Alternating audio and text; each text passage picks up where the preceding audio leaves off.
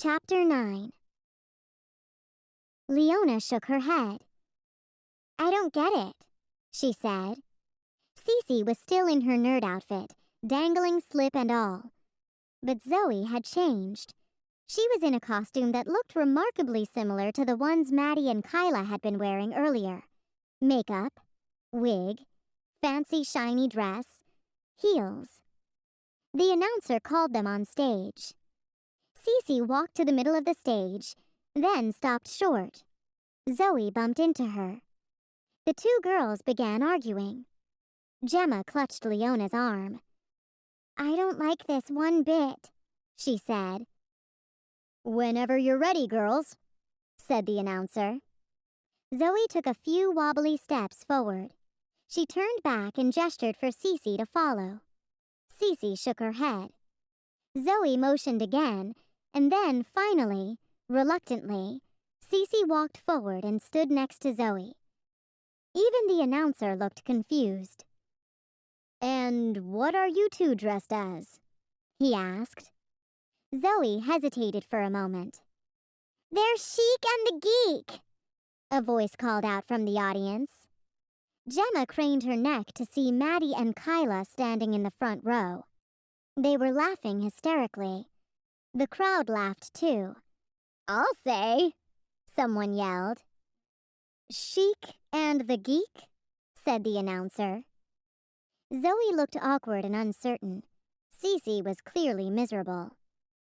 "My wisher just turned her wish into something really bad," Gemma whispered. "And I helped her do it. This is terrible." Cece stood for a moment as the laughter washed over her. Then she bolted off the stage. Leona and Gemma watched in horror as an arc of dark swirling colors, invisible to everyone but them, began to ooze from Zoe and sluggishly creep toward Gemma.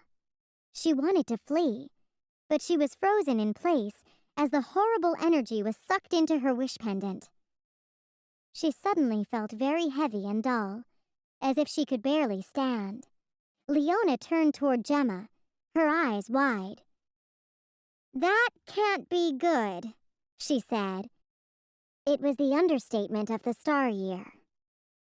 "Oh, my stars," said Gemma. "What have I done?" Leona found Gemma a bench to sit on. Gemma put her head between her legs and breathed deeply. "We have to fix this," said Leona. "There must be a way." She paused. "Have you discovered what your special talent is?" she asked. "No," said Gemma, lifting her head. "Think, Gemma, think," said Leona.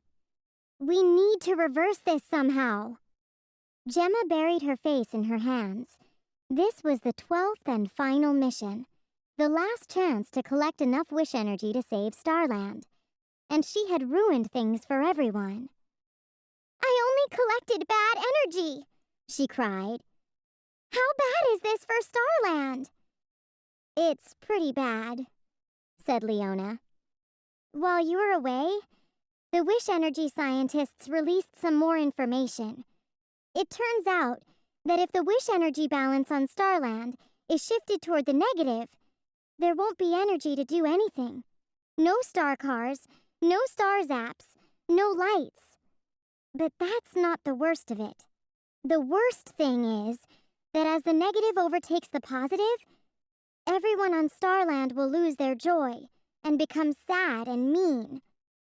We won't be able to grant wishes anymore, so the wishers will lose their joy too." Gemma shivered. "Maybe I'll just have to stay here. Keep the negative energy here with me." "Maybe," said Leona. "But I'm not even sure it works that way." Gemma thought about the possibility of never seeing her parents again and felt like her heart would break. She supposed she'd possibly be able to see her sister and the other star darlings if there continued to be missions. That was the one ray of starshine in a bleak future. "There you are!" someone shouted. "You have to help me!" Gemma lifted her head again. Zoe rushed up to them, her wig askew. "What was I thinking?" she cried. "I made a huge mistake. I got so caught up in impressing Maddie and Kyla that I ruined the most important friendship I've ever had." She sank down onto a nearby bench and thrust her hands into her luxurious blonde wig. "Can you help me? Please?" Zoe looked quizzically at Leona and back to Gemma. "This is my friend Leona," Gemma hurriedly explained. "We really want to help you," she added fervently. "Hi," said Leona. "You really were a bad friend to Cece."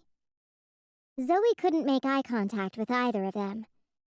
"I know," she whispered. "What happened to your new friends?" asked Leona. "It didn't last too long," said Zoe with a wry smirk. "Right afterwards, I just felt awful about what I had done. Then Maddie and Kyla came over with all their friends and they started laughing at Cece and saying that she really was a nerd. And I thought to myself, oh yeah? Well, I am too. And we nerds have way more fun than people like you, who just stand around making fun of people. You're so afraid of looking stupid that you never do anything." And then I realized everyone was staring at me because I had said it out loud. Leona sat next to Zoe and grabbed her hands. "You have to realize that you made a selfish wish followed by a bad choice. And here's the thing. Our wishes and our choices tell the world who we really are. So you've got to choose and wish wisely." Zoe sniffed. "I know that now," she said, "and I'll never forget it. I learned it the hardest way of all." She ripped the wig off her head and threw it to the ground. Gemma blew out her breath sharply. "Poor you. Poor us." Leona pulled Gemma to the side. She put her hand to her forehead. "Poor Cece," she said, pointing to the girl, who was standing alone in the crowd.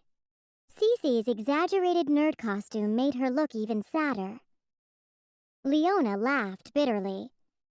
"She looks like she just lost her best friend." "Thanks to me," said Gemma, her voice despondent. A ruined friendship, a missed chance to collect positive energy, and a wish pendant full of negative wish energy. Could things be any worse? This was a very grim future indeed. Suddenly, she remembered the words she had heard in the hallway back on Starland.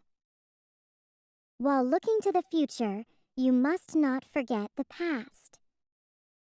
She said the words out loud, softly, and a jolt of energy went through her. She closed her eyes and concentrated on the past.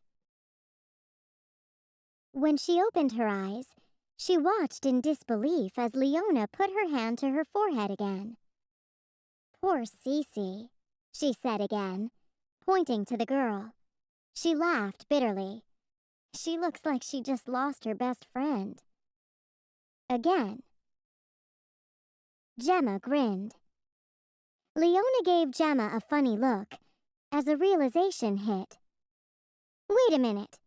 Did you just—" "I did!" Gemma crowed. "My talent must be to turn back time. Oh, my stars! We just might be able to fix this after all." This time, Gemma managed not to get separated from Zoe and Cece after the parade. She followed Zoe as she walked to the park bench where she had stashed her backpack. Stuffed inside was the supermodel costume that Gemma now knew Maddie and Kyla had handed her in the bowling alley the night before. Gemma grabbed the bag from Zoe's hand. "Don't do it," she said. "Embrace the nerd."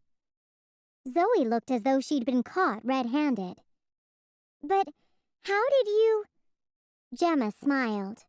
"Don't worry about it. Just know that you're better than this." "But—" Zoe looked over at Maddie and Kyla, who stood in front of the stage with a group of friends laughing and joking. "You have a choice to make," said Gemma. "True friendship or popularity?" "Leave me alone," said Zoe. She slung the bag over her shoulder and stalked off. Gemma chewed her lip as she watched her disappear into the crowd. Which choice would Zoe make? "So what happened?" asked Leona when Gemma joined her. "I don't know," said Gemma. "I guess we'll know soon enough." So Gemma and Leona watched as Cece walked on stage alone. "And what is your costume?" the announcer asked. Cece blinked at him. "I'm waiting for a friend," she said. "If you could just give me one more minute, I'm sure that she'll be here." Just then, there was a commotion that sounded like someone pushing her way toward the stage. Gemma held her breath as she waited for the person to appear. It was Zoe. The announcer asked once again, "And what is your costume?" And Zoe said, "We're nerds. Me and my best friend Cece are nerds."